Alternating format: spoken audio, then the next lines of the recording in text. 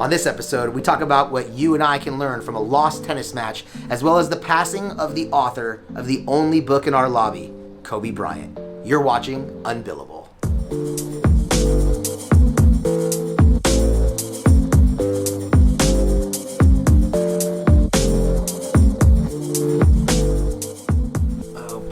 I don't know. I'm not really sure how to start this episode other than to say I want to dial back the legal here and talk a little bit about sort of like winning and losing. I had an interesting weekend. We're filming this here on a Monday. I think we post on a Wednesday, so there'll be a couple days in between. But the point being that over the weekend, I stepped just a little bit out of my comfort zone. I mean, if you follow us over on Instagram as well, you'll know that I like to play tennis. I play some tennis in my free time. I don't do very much match play, but I get myself out on the court like whenever I can, frankly, right? Any chance I get. One of the benefits of living out here in the Palm Springs area, Palm Desert, whatever you want to call it, is the good weather. And of course, if there is sunshine, which there is quite a bit of, I always try to, work my way out onto the tennis court. Even other vlogs have kind of referenced my forehand, backhand, whatever.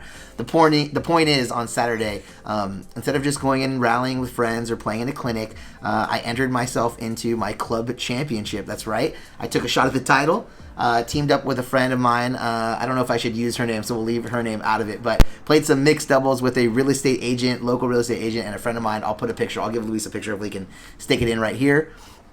We lost. Let's just cut to it. We lost 3-6, 6-7. If you know anything about tennis, we only won 3 games when they won 6 for the first set, and then we got to a 6-6 tie in the second set to go to a tiebreaker, and then we lost the tiebreaker, if I remember correctly, 5-7. So it was a pretty close second set, but not all that close of a first set, but we had a good time. So obviously what you always want to say in an experience where you end up losing is like, yeah, I lost, but I had a great time.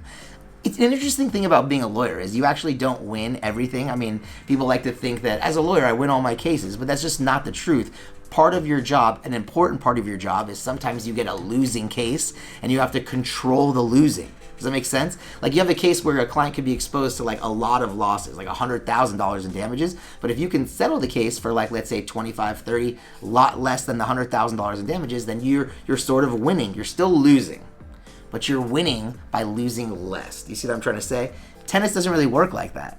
You either have won the match 100% or you've lost the match 100%. There's no real in between. So then it goes into one of these, well, like, what did you learn from losing? And right now it seems really popular. There's like, my guy, for example, Gary Vaynerchuk, always talking about how you can learn from the losses. And there's little catchphrases out there like there is no losing, there's winning and learning. I don't really have any problem with these little cliche phrases, but they're not always true. Sometimes you just lose and you feel bad about it, but a lot of times you can learn something from losing. And so, like I said, lost in my doubles match over the weekend, not advancing even out of the first round, but I learned some things. I got like 3 takeaways. And the first takeaway is I need to make my serve better. The second takeaway is I probably need to be a little bit more patient and choose my shots. And the third is you got to pay attention to momentum. So like legal vlog, why does this matter? Because as I sat back and started thinking about what I could do to fix my serve, be more patient, kind of to fine tune these parts of my games, it dawned on me that a lot of these same learning lessons kind of apply in like the legal world. Like I started with like, I need to fix my serve, right? Well, one of the most important things in any legal dispute is how things start off. Do you make like an aggressive first letter? Do you make like a conciliatory tone in your first letter? Do you try to trade on friendships or do you go just the facts? How you kick things off, how you start in a legal dispute is really important. And kind of in tennis, there is nothing more important than the way you serve. I mean, people dominate, especially at the pro level, they dominate on their service points because it's your first opportunity to put the ball in play, to really kind of punish the ball into play, if you will. I talked about how you got to be patient in legal disputes. You also have to be patient. Clients always think we're going to get a result or an outcome or a judgment or right or wrong, one way or the other, have this be done quickly, and nothing can be further from the truth. The legal system takes a lot of time. You have to be patient. If you're not patient, you might make a mistake. You might jump on an opportunity that isn't as good as an opportunity you'll get later. So you really do. You got to be patient. You have to understand there's like a process to it.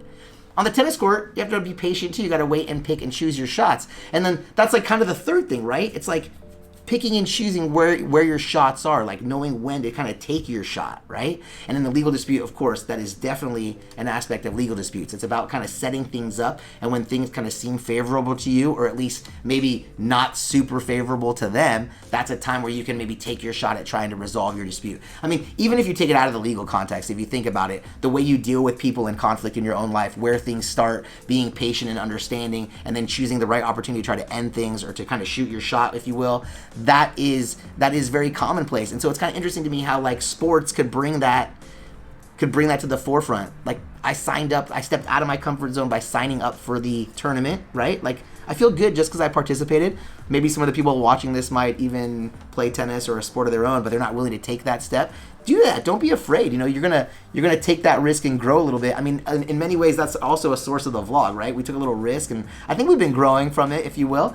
And then, so like all that was fine and dandy. I had this great idea. This is what we're talking about with Luis, was the tennis tournament and losing. And then, of course, you know, I don't know how much it's been displayed on the vlog here, but I am from Los Angeles. I am a Laker fan through and through. And so yesterday, with the passing of Kobe Bryant, was like just a horrible, horrible thing. I couldn't really make a vlog, especially one that involved something about like winning and losing in sports, without referencing Kobe Bryant. And, you know, for me personally, this has been kind of an emotional thing. I mean, frankly, much more emotional than I ever thought it would be.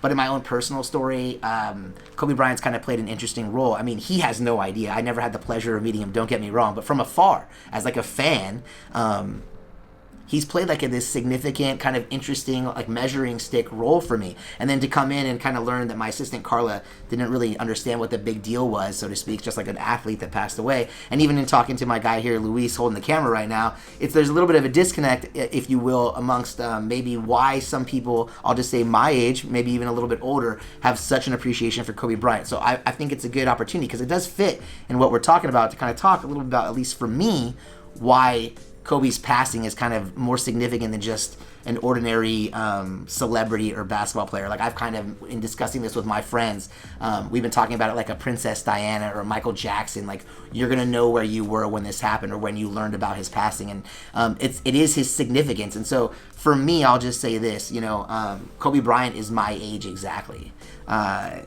And I don't mean we have the exact same birthday, but we're born in the same year. And so it's been easy for some time now, ever since like he became on my radar, someone who I'm aware of and whose existence I know of, when he got drafted, or if you will, he's been right there. He is someone who is our age. He is my age. And so for me personally, I remember being like 17, 18, and thinking I was on top of the world, and having my mom be very clear in telling me, hey, you heard about this kid Kobe Bryant? Like, you know, you're not exactly doing the Kobe Bryant thing. And frankly, even my own personal story has some bumps and twists and turns in it. And when things were kind of going down and things were not going well for me in my past, maybe we'll talk about it in a future episode. You know, Kobe Bryant was someone that my mom kind of used as a, like, you think you're young and you can just make mistakes and it doesn't matter. But like, by now, look at how much you could achieve if you just put your mind to it. And it was at that earliest stage, and I mean, don't get me wrong, my mom is not like not a sports fan. Like, I don't think she really knows that much about basketball in general, but she knows that like Magic Johnson's a really good player. She really liked Larry Bird more than Magic, which kills me because we are a Laker family. And then so she understood like that Kobe's a great player. She understood his greatness, his ability to shoot and make the baskets and to be great under pressure and things like that. Really early on, I think she identified that like the Lakers traded some key pieces to get this guy. And Jerry West, the general manager at the time, was in support of this idea of bringing this high school kid onto the team. And right then and there, it became like a, watch this guy, he's your own age, let's see what he can do. And the reality is, and this isn't my thoughts, I think there was a guy on one of the downtown news stations that kind of got a microphone stuck in front of his face. I don't know his name, otherwise I'd be happy to like, you know, give him the credit. But he basically said that Kobe Bryant was the person who put in the work. And like in today's world, we hear about all these people who want a shortcut from like, you know, the beginning to the end. They just want to cut to the success, if you will. They're not willing to put in the work. But Kobe Bryant was never that guy. Kobe Bryant was the guy that showed up to the gym early and went home late. He was always the guy putting in work. Frankly, it seemed like he gave up friendships and relationships because he was that dedicated to the pursuit of his own greatness. And so like, as someone his own age trying to do my own thing, you could always look to Kobe. And I mean, and it's funny because I was in law school. I lived in downtown Los Angeles, and I told this story earlier to my staff. I used to, when I was in law school, watch the first half of Laker games in my apartment, and then take a Smart Ones frozen meal, throw it in the microwave, and when halftime started, I would take my Smart Ones with a plastic fork, and I would eat it as I walked down to the Staples Center. I would buy a scalp ticket for about $20 because it was halftime, and this is when it was like Shaq and Kobe, like the peak times, right? This is 2002, 2003, and I would buy that scalp ticket for $20 at halftime, and I'd go sit in like maybe the first 20 rows and watch Laker games. Only the second half because I couldn't afford like the full price ticket, but I did that quite a bit. And it was amazing to see the guy's greatness. Shaq's too, all the team. I know it doesn't take just one player, but just to see his development over the years from that 17-year-old that started to like where he got when finally he left. And when he did walk away, you know, I couldn't just let the guy go without anything. The last time the Lakers played the Celtics, I got up off my butt and went and saw that game, and I'm really glad I did it because it was an awesome tribute with everybody cheering and rooting him on anytime he touched the basketball. So what's interesting though is that, you know, obviously he retired a few years ago, and like I was a 17-year-old kid when he was a 17-year-old kid. I'm a dad now, like he is, and so it's a little devastating to hear about the situation and how he lost his daughter with him, of course. But what's more like situationally upsetting to me, if you will, is the concept that to me what Kobe Bryant did was he worked his whole life to establish himself as one of the preeminent NBA basketball players the world had ever seen, and he definitely achieved that.